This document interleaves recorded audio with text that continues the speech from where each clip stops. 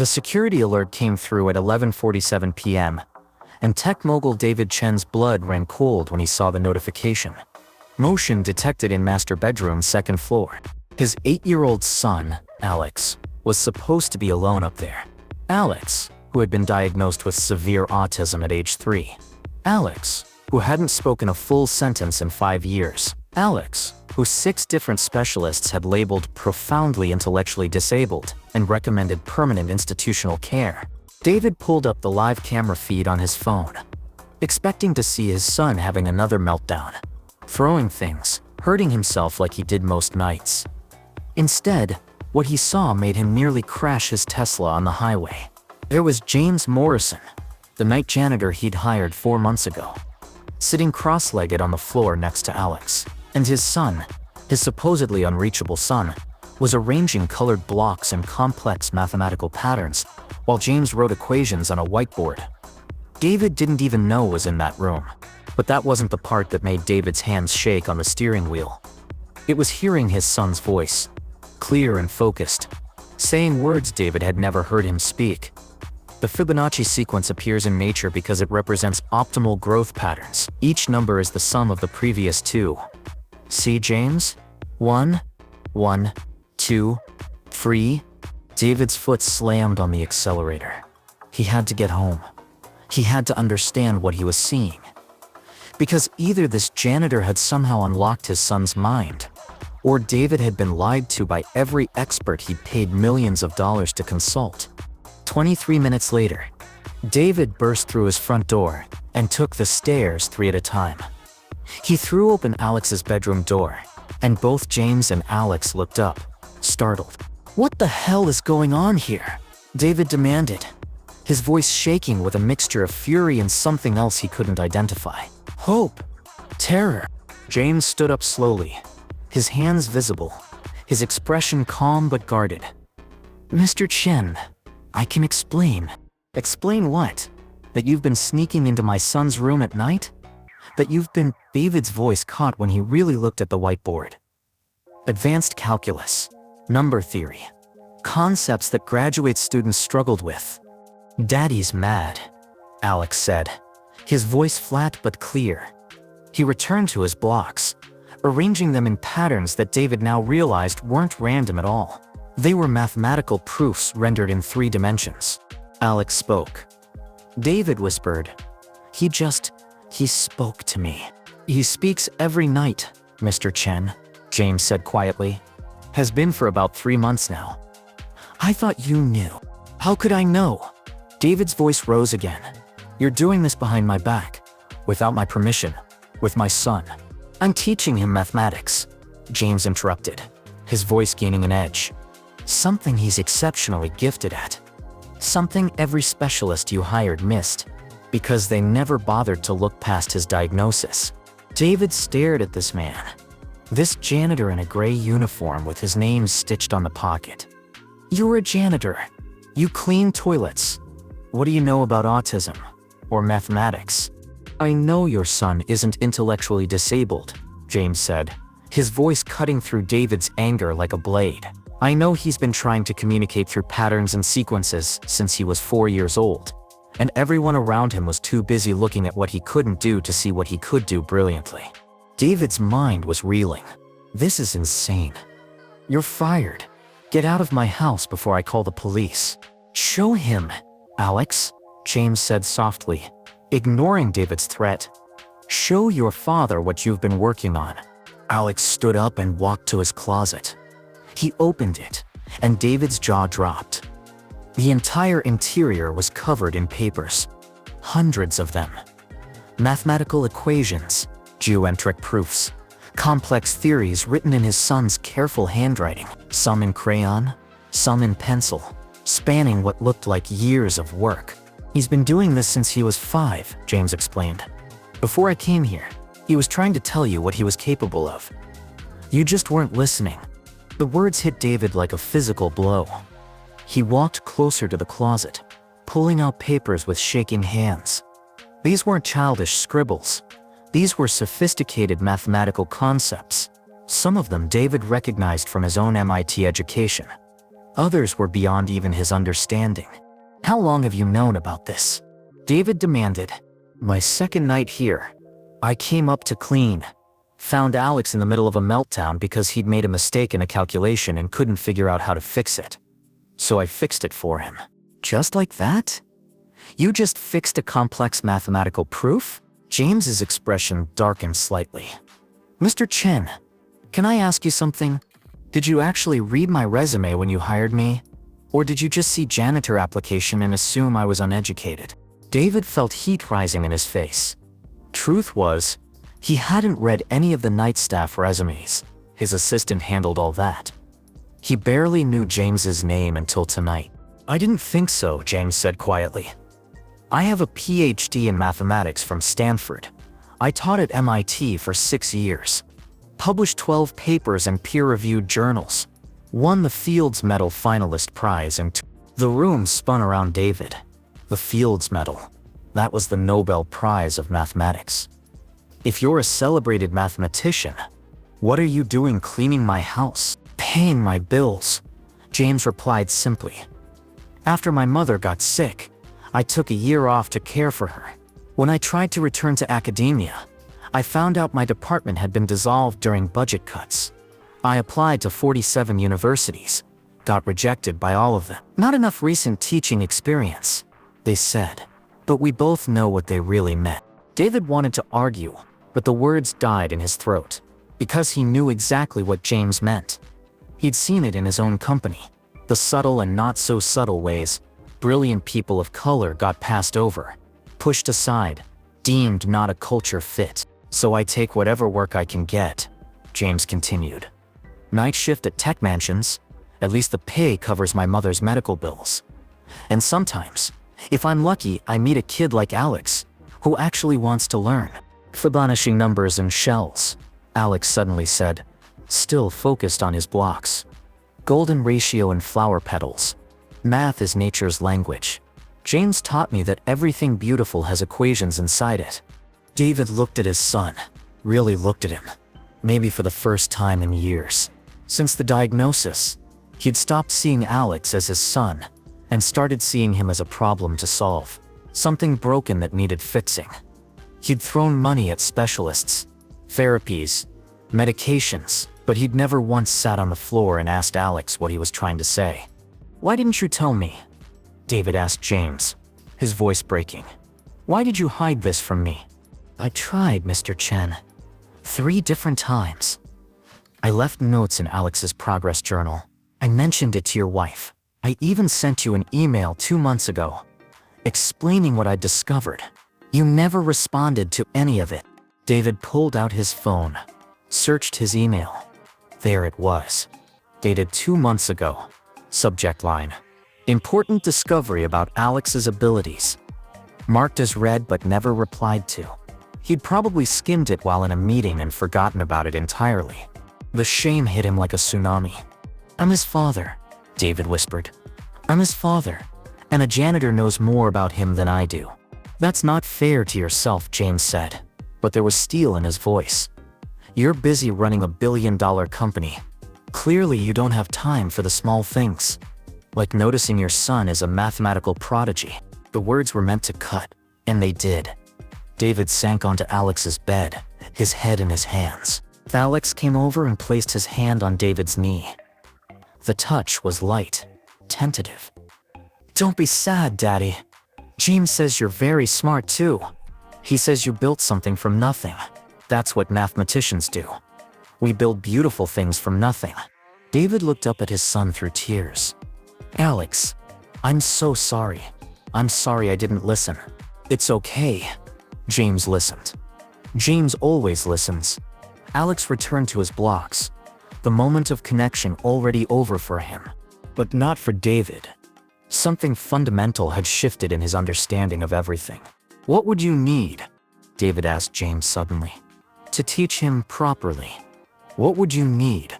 James looked wary. "Mr. Chen, I'm serious. Money isn't an issue. Equipment, software, tutors, whatever you need. What would it take to help Alex reach his full potential?" "It's not about money," James said carefully. "It's about time. patience, believing in him when the work gets hard. And it will get hard. Autism doesn't go away. He'll still have meltdowns, still struggle with social situations, still need support. Then tell me how to support him, David insisted. Teach me. James studied him for a long moment. You want to know what Alex needs most? He needs his father to see him as a whole person, not a collection of deficits. He needs you to stop trying to fix him and start appreciating who he already is. The truth in those words broke something open in David's chest. If you're enjoying this story, subscribe to the Unheard Stories for more powerful narratives about hidden brilliance and second chances. Over the next 3 months, everything changed. David cut his hours at work in half, spending every evening sitting on the floor with Alex and James, learning his son's unique language, learning to see the patterns Alex saw everywhere, learning that intelligence came in forms that no standardized test could measure. But David also started digging into James's background. The more he discovered, the angrier he became, not at James, but at the system that had wasted such extraordinary talent. James Morrison wasn't just a Fields Medal finalist. He'd been a prodigy who'd earned his PhD at 22. His papers on number theory were cited in hundreds of other studies. Students from his classes at MIT had gone on to win major awards. By every measure, he should have been leading a department somewhere, shaping young minds. Instead, he was cleaning toilets because he'd taken time to care for his dying mother. David made a decision. He called a board meeting at his company, Tech Venture Solutions. He didn't tell anyone why, just said it was urgent. When the 12 board members gathered in the conference room, looking annoyed at being pulled from their schedules, David didn't bother with pleasantries. How many of you have heard of the Fields Medal? David asked. A few hands went up, the mathematically inclined ones. It's the highest honor in mathematics, harder to win than a Nobel Prize, only given every 4 years to the most brilliant mathematical minds on Earth. David pulled up a photo on the screen. James Morrison, younger, standing on a stage, shaking hands with the president. This man was a finalist, published work that changed how we understand prime number distribution, taught at MIT, trained some of the brightest minds in technology, and for the past 4 months, he's been cleaning my toilets because not a single university would hire him when he needed a job. The room went silent. Today I am creating a new position at this company, Chief Innovation Officer. The role will involve identifying overlooked talent, both within our organization and outside it, and giving them the resources to create breakthrough innovations. The starting salary is $400,000 per year, plus full benefits, plus a research budget of $5 million annually. David let that sink in, then continued. And I'm offering this position to Dr. James Morrison. Not because I feel guilty, though I do. Not because he helped my son, though he did that too. But because any company smart enough to recognize brilliance wherever it appears, regardless of what job title that person currently holds, will dominate their industry. One of the board members, Patricia Wong, raised her hand. David, this is highly unusual. We'd need to vet any candidate thoroughly. Vet him all you want. His credentials speak for themselves. But here's what I learned. We've been so busy looking for talent in the usual places that we're blind to it when it's standing right in front of us. How many more people like James are we overlooking every single day? The board approved the position unanimously. David suspected it was more about humoring their CEO than genuine conviction. But he didn't care. He was changing this, starting with his own company. When David told James about the offer, the mathematician's response wasn't what he expected. I appreciate this, Mr. Chen. Truly. But I need to finish my contract here. What? What? Because Alex still needs consistency. He's making progress. But if I disappear suddenly, it could disrupt everything we've built. And because there are 3 other kids in this neighborhood whose parents I've been talking to. Kids the system has labeled and dismissed. Kids who deserve someone who believes in them. David stared at this man, this person he dismissed as just a janitor, and realized he was looking at someone with more integrity than anyone in his entire social circle. Then, we'll make it work. Flexible schedule. You teach the kids who need you, including Alex. and you help me rebuild this company's innovation culture. Deal. James smiled for the first time. Deal. 2 years later, Tech Venture Solutions had transformed. James's Overlooked Brilliance initiative had identified and promoted 47 employees who'd been stuck in dead-end positions, despite having extraordinary skills. The company's innovation output had tripled. They'd launched 5 breakthrough products, 2 of which came directly from ideas generated by people who'd previously been working in mailrooms and reception desks. But more importantly, Alex Chen had become a minor celebrity in mathematical circles. At age 10, he'd published his first paper in a peer-reviewed journal, co-authored with Dr. Morrison. It was about finding patterns in prime numbers using methods inspired by how his autistic brain processed visual information. He still had autism, still struggled in loud environments, still had days where speaking was impossible. But now everyone saw those challenges as just one part of who he was, not the entire definition of his identity. David had framed James's original email, the one he'd ignored. It hung in his office as a reminder. Your son is trying to tell you something important. Are you listening? The answer had been no. But now, finally, he was. At Alex's 10th birthday party, held in the company's main auditorium, because Alex had requested no balloons, no singing, just friends and math puzzles, David watched his son present a proof to a room full of mathematicians and the handful of kids from the neighborhood program James had created. Alex's voice was monotone, his eye contact sporadic, but his passion was undeniable. He was explaining how the Collatz conjecture might be solved using principles from quantum probability theory. Half the room couldn't follow it. The other half was scribbling notes frantically. When Alex finished, the room erupted in applause. He covered his ears, overwhelmed by the sound, and James was immediately there with noise-canceling headphones and a quiet thumbs up. David approached James after the presentation. I need to tell you something. What's that? I was going to institutionalize him. Before you came, the doctor said he'd be better off in a facility with round-the-clock care. Said we were being cruel keeping him at home. I was one signature away from sending him away. James was quiet for a long moment. But you didn't. Only because I was too much of a coward to actually do it. I kept putting off the decision, and then you showed up. And David's voice cracked. You saved my son's life. You saved my life. I didn't save anyone, James said firmly. I just paid attention. That's the tragedy here, Mr. Chen. There are thousands of kids like Alex, brilliant in ways we don't have tests for, getting labeled and dismissed and lost. All they need is one person who bothers to look. Then let's make sure they get that person, David said.